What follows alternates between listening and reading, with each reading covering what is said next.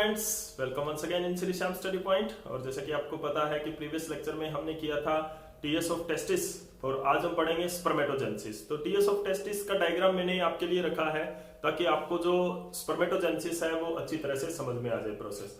तो हमने TS of testis के अंदर आपको याद करवा देता हूँ क्या क्या हमने पढ़ा था। तो हमने जर्म सेल्स और सर्टोली सेल्स के बारे में पढ़ा था इन द सेमनीफेरस ट्यूब्यूल, जिनका अभी मेन फंक्शन यहाँ पे आना है। तो देखो, जो जर्म सेल है स्पर्मेटोगोनिया जो हमने किया था वो क्या होती है, डिवाइड होती हैं और ग्रो करती हैं, ठीक है ना। तो ग्रोथ एंड डेवलपमेंट होती है उनके अंदर और वो क्या होता है फिर माइटोटिकली डिवाइड करके प्राइमरी स्पर्मेटोसाइट बनाती है। फिर प्राइमरी स्पर्मेटोसाइट है वो secondary spermatocyte, then spermatid and then sperm form होता है। तो देखते हैं कि स्पर्म की जो प्रोसेस है उसकी डिटेल स्टडी करेंगे आज हम कि किस तरह से स्पर्म प्रोड्यूस होता है।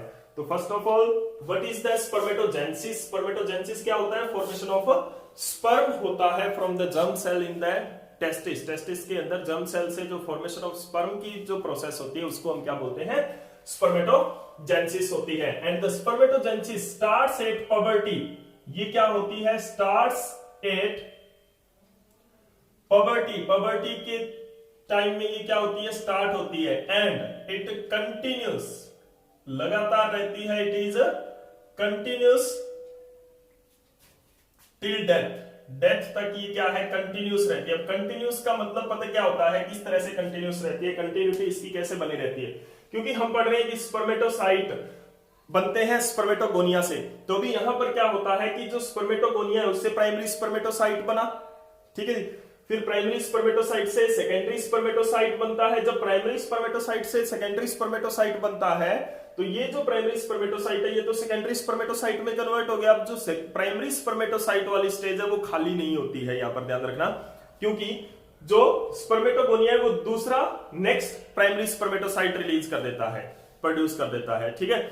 तो अभी यहां पर क्या होता है कि एक स्पर्मेटोगोनियम सेल है वो डिवाइड करती है टू गिव प्राइमरी स्पर्मेटोसाइट। अब स्पर्मेटोसाइट है वो क्या करती है? सेकेंडरी स्पर्मेटोसाइट प्रोड्यूस करती है।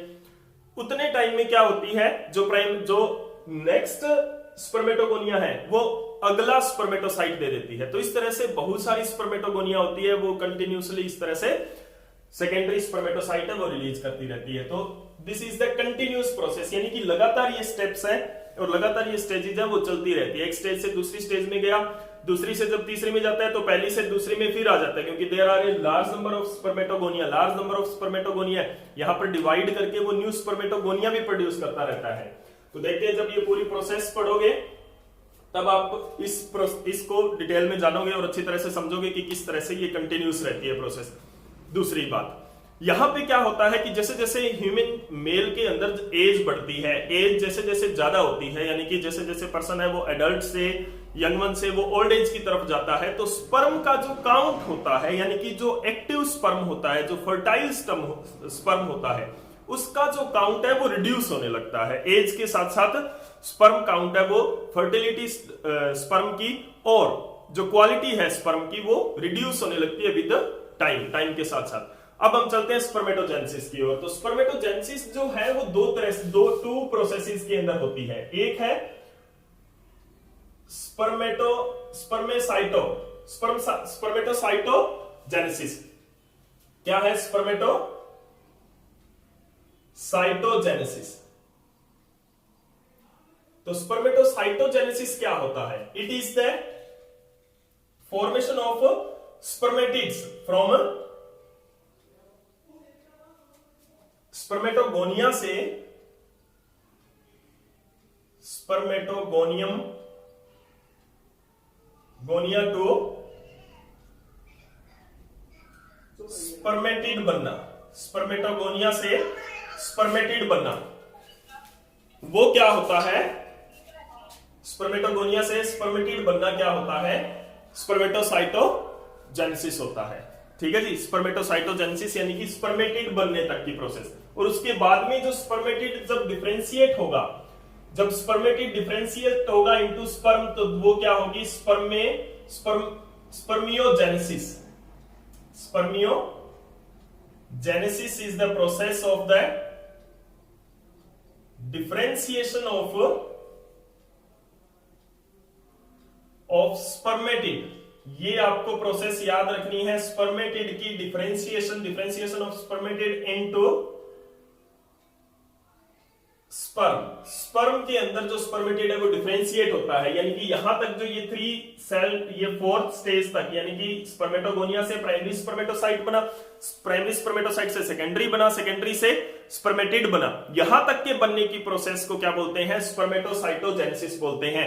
अब जो स्पर्मेटिड आ गया हमारे पास, उससे स्पर्म बनने की प्रोसेस को, उससे जो स्पर्मेटिड है वो किसी तरह की डिवीजन नहीं करती है, स्पर्मेटिड है वो डायरेक्टली डिफरेंशिएट होती है इनटू स्पर्म की स्ट्रक्चर ले लेती है, तो उसको क्या बोलते हैं? स्पर्मियोजेनेसिस बोलते हैं। इन दोनों प्रोसेसेस को हम डिटेल में करने वाले हैं इस चैप्टर के अंदर, इस लेक्चर के अंदर, ठीक है। तो अभी देखो यहां पर क्या होता है कि यहां पर एक प्रोसेस है, यहां पे एक प्रोसेस है, कौन सी? स्पर्मेटोजेनेसिस।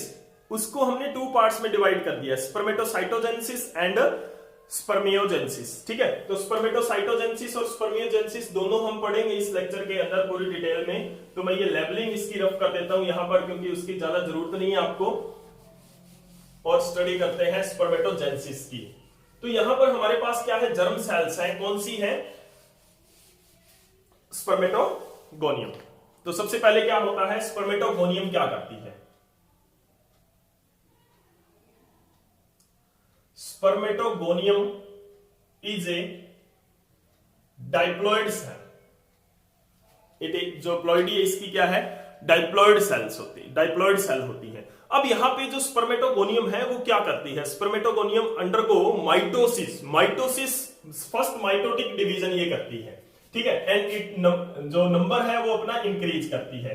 तो ये क्या करती है? माइटोटिक डिवीजन करती है, माइटोटिक डिवीजन। इसको क्या बोलते हैं? ग्रोथ बोलते हैं। कि स्पर्मेटोजेनेसिस है वो ग्रोथ करती है, माइटोटिक डिवीजन करती है, and to increase its number, increase its number को इंक्रीज करने के लिए क्या करती है? माइटोटिक डिवीजन करती है। यहां पर ध्यान रखना, माइटोसिस होता है तो यहां पर कोई प्लॉइडी इसकी रिड्यूस नहीं होने वाली है, डाइप्लॉइड है तो डाइप्लॉइड रहने वाली है। अब देखो जो यहां पर आता है वो आता है, नेक्स्ट जो स्टेज आती है हमारी यहां पर सेकेंडरी, क्या आती है? Secondary spermatocyte. सेकेंडरी स्पर्मेटोसाइट है, ये भी क्या होती है? डाइप्लॉइड स्टेज होती है, ठीक है जी। सेकेंडरी स्पर्मेटोसाइट है, ये भी क्या है? डाइप्लॉइड स्टेज होती है, जिसके अंदर क्या होता है? जो प्लॉइडी है वो डाइप्लॉइड रहेगी, डबल सेट ऑफ क्रोमोसोम यहां पर रहेगा। अब जो सेकेंडरी स्पर्मेटोसाइट है, सम ऑफ देम, कुछ होते हैं उनके अंदर वो स्पर्मेटोगोनिया जैसे ही बिहेव करते हैं, लेकिन कुछ इनमें से वो वापिस स्पर्मेटोगोनियम की तरह बिहेव करते हैं, यानी कि माइटोटिकली डिवाइड करते हैं फिर से, ठीक है। तो इससे नंबर इंक्रीज होते रहते हैं, क्योंकि पूरी लाइफ टाइम ये प्रोसेस चलनी है। अगर तो स्पर्मेटोगोनियम ने और स्पर्मेटोगोनियम नहीं बनाया है, यानी कि जो न्यू स्पर्मेटोगोनियम नहीं प्रोड्यूस होंगे, यहां से जितने भी स्पर्मेटोगोनिया है सारे के सारे अगर सेकेंडरी ओसाइट के अंदर, प्राइमरी ओसाइट, सारे के सारे यहां पर प्राइमरी स्पर्मेटोसाइट, नॉट ओसाइट, सारे के सारे अगर प्राइमरी स्पर्मेटोसाइट के अंदर आ जाते हैं और वो आगे फिर सेकेंडरी स्पर्मेटोसाइट बना लेते हैं, तो यहां पर स्पर्मेटोगोनियम है वो खत्म हो जाएंगे और पूरी लाइफ टाइम तक स्पर्म नहीं प्रोड्यूस हो सकता। तो यहां पर क्या होता है? प्राइमरी स्पर्मेटोसाइट जो आए हैं, 2 प्राइमरी स्पर्मेटोसाइट्स आए हैं, बहुत सारे, अब एक सेल से 2 प्राइमरी स्पर्मेटोसाइट आए हैं, तो जब बहुत सारी स्पर्मेटोगोनियम डिवाइड करेगी तो बहुत सारे प्राइमरी स्पर्मेटोसाइट आएंगे। अब ये प्राइमरी स्पर्मेटोसाइट, कुछ तो इनमें क्या होता है? सेकेंडरी स्पर्मेटोसाइट बनाते हैं, और कुछ है वो स्पर्मेटोगोनियम जैसे ही बिहेव करते हैं, यानी कि स्पर्मेटोगोनियम का नंबर लगातार इंक्रीज होता जा रहा है, ठीक है जी। क्योंकि सारे के सारे जो स्पर्मेटोगोनियम, जो प्राइमरी स्पर्मेटोसाइट है, वो सेकेंडरी स्पर्मेटोसाइट नहीं बनाते हैं, कुछ फिर से माइटोटिक डिवीजन करते हैं और ज्यादा प्राइमरी स्पर्मेटोसाइट प्रोड्यूस करने के लिए। तो इस तरह से जो स्टॉक होता है स्पर्मेटोगोनियम का वो कभी खत्म नहीं होता है, इसका नंबर हमेशा इंक्रीज होता रहता है, ठीक है। अब देखो जो प्राइमरी स्पर्मेटोसाइट है, ये जो प्राइमरी स्पर्मेटोसाइट है, it undergo first meiotic division, पहली मियोटिक डिवीजन की होती है इसके अंदर, it undergo first meiotic division and it produce 2 haploid secondary oocyte। अब यहां पे क्या होता है, some of the primary oocyte, some of the primary spermatocyte, sorry some of the primary spermatocyte, यहां पर ध्यान रखना सारे के सारे प्राइमरी स्पर्मेटोसाइट नहीं, some of the primary spermatocyte undergo first meiotic division, कुछ है वो वापस चले जाते हैं, उसको ग्रोथ बोलते हैं कि वो नंबर में अपनी ग्रो कर रही है, ठीक है। अब कुछ है वो मैच्योरेशन में आ जाते हैं, सेकेंडरी स्पर्मेटोसाइट बना लेते हैं, क्या बना लेते हैं, सेकेंडरी स्पर्मेटोसाइट बना लेते हैं। कितने बनाएंगे, जो प्राइमरी स्पर्मेटोसाइट है वो डिवाइड करके 2 सेकेंडरी स्पर्मेटोसाइट बना लेते हैं, और क्योंकि ये म्यूटिक डिवीजन है तो इसकी प्लॉइडी क्या रहेगी हमारे पास, 1n हैप्लॉइड रहेगी ये, ठीक है जी। म्यूटिक डिवीजन हुई है, first meiotic division give rise to secondary spermatocyte, यहां से क्या है, स्पर्मेटोगोनिया है, it undergo primary mitotic division and give rise to the next primary spermatocyte, it undergo the meiotic division, first meiotic division and give rise to secondary spermatocyte. अब जो secondary spermatocyte होते हैं equal size के होते हैं, they are equal in size, size में वो क्या होते हैं, इक्वल होते हैं, क्योंकि जब आप oogenesis पढ़ोगे तो उसमें आप पढ़ोगे कि इक्वल साइज के नहीं होते हैं, सेकेंडरी oocytes जो होते हैं। अब उसके बाद में क्या होता है, it undergo the second meiotic division, इसमें क्या होती है, सेकेंड मियोटिक डिवीजन होती है जिसके अंदर इट गिव राइज 4 सेल्स, क्योंकि ये हम बाद में डायग्रामेटिकली करेंगे तब भी आप पढ़ोगे, तो सेकेंडरी oocyte क्या होता है, it undergo second meiotic division, it will produce 4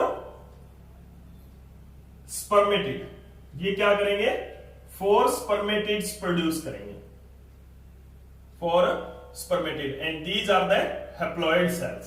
तो ये जो प्रोसेस यहां तक का जो स्टेप हमने किया है, दिस इज द स्पर्मेटोसाइटोजेनेसिस, ये क्या है, स्पर्मेटोसाइटोजेनेसिस इसको हम बोलते हैं, this process is known as spermatocytogenesis, ठीक है जी। तो यहां पे प्लॉइडी का भी आपने ध्यान रखना है कि कौन सी की प्लॉइडी क्या होती है। नाउ दिस जो स्पर्मेटोसाइटिक जो स्पर्मेटिड आया है यहां पर, ये स्पर्मेटिड क्या होगा, डिफरेंशिएट होगा, दिस स्पर्मेटिड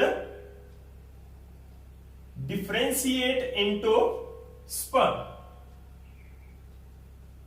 दिस प्रोसेस जो डिफरेंशिएशन यहां पर है, इसके अंदर कुछ स्ट्रक्चरल और फंक्शनल चेंजेस होते हैं स्पर्मेटिड के अंदर, और वो स्पर्म बना लेते हैं, ठीक है। और ये क्या होता है, स्पर्मियोजेनेसिस, सॉरी spermiogenesis,